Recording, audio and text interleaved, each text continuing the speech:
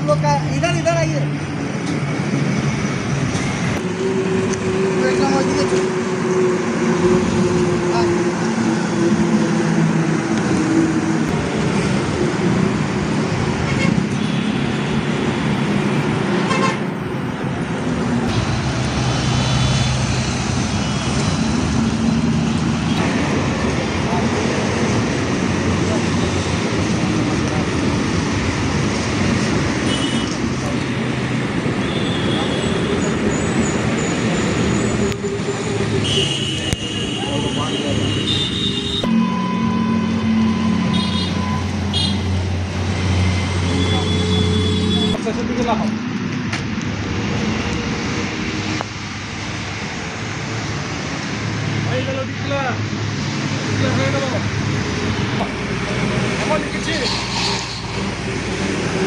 Hello Bharat Mondal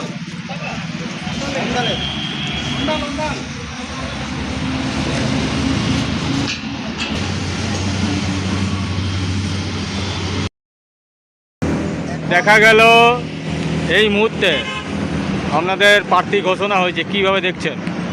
প্রার্থী ঘোষণা হয়েছে, আমাদের খুবই খুশি হয়েছে যে আমাদের আজকে রানীগঞ্জ বিধানসভা কেন্দ্রে কালোবরণ মণ্ডল একটা বিশিষ্ট মানে আমাদের সিনিয়র লিডার হিসাবে জানেন, সবাই জানে কালোবরণ মণ্ডলকে ক্যান্ডিডেট করা হয়েছে। রানীগঞ্জ মোটামুটি রানীগঞ্জ বিধানসভার মানুষগুলো সব খুশি আছে, অনেক খুশি আছে। আপনারা এখন কি করছেন? আমরা দেওয়াল লেখা শুরু করে দিয়েছি।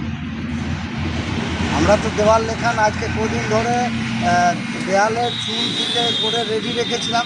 আজ থেকে আমরা কালোবরণ মণ্ডলকে আমরা প্রচারের হিসাবে দেয়ালে লেখান শুরু করেছি। কালীবরণ মণ্ডল কি আশা করেছিলেন যে নিয়ে দাঁড়াবেন? যাক, আমাদের সিনিয়র লিডার, দীর্ঘদিন ধরে উনি সভাপতি হিসাবে রয়েছেন অন্ডাল ব্লকের, আর ভালো মানুষ, উনি রাজনীতিক ভালোভাবে বুঝেন, ওনাকে ক্যান্ডিডেট করেছে, খুব ভালো হয়েছে, আমাদের সবারই খুশি হয়েছে। আপনার আগে তাপস বন্দ্যোপাধ্যায় ছিল, হ্যাঁ, উনিও আমাদের জন্য খুব ভালো কাজ করেছিলেন রানীগঞ্জ বিধানসভায় উন্নয়নের যে কাজ। তাপস দা একটা জিনিস আমাদের মধ্যে দেখিয়ে দিয়ে গেছেন যে উন্নয়ন কাকে বলে, সেটা একমাত্র এডিডিএ থেকে বিধায়ক থেকে নানা রকমের প্রকল্পের মাধ্যমে আমাদের এলাকাটাকে ডেভেলপমেন্ট করেছেন। এটা আমাদের একটু মানে লাগছে কি যদি তাপসদা থাকলে আরও ভালো হতো, যেটা আমরা আরও ভালো করে উন্নয়নটা করতে পারতাম। কিন্তু তার থেকেও ভালো যে জমি স্তর থেকে ধরে উপরে উঠেছেন কালোদাকে আমরা কালুদা বলে ডাকি, আমরা কালোদা বলেই জানি।